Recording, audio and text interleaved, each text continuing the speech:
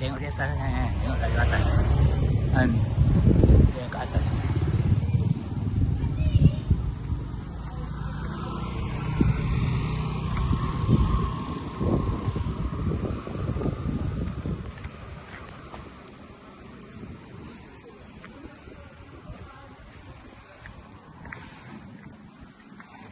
Pemandian apa?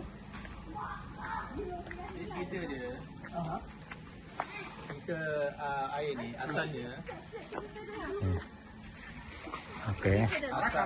Asalnya daerah ni tak ada air. Tak ada air sama sekali. Jadi waktu kedatang masa itu masih belum Islam lah. Kawasan ni masih belum Islam. Kemudian datang Oh gitu. Okey baik. Semua kita bang Jadi kedatangan Datuk Tiro dengan saudara dia, ini Datuk Fatimah dan Datuk Lee Bandang di sini. Cara dia apa ni berdakwah kat sini, dia tanya masyarakat sini apa yang kurang. Jadi masyarakat sini tu air, masalah apa air kata dia. Jadi dengan karamah Datuk Tiro ni, dia tancapkan dia punya tongkat. Dia tancapkan tongkat. Jadi daripada tahun 16 tu sampai sekarang air tu masih ada, masih mengalir dan begini macam ni. Ini asal usul air ni. Bukan air daripada gunung ke apa bukan.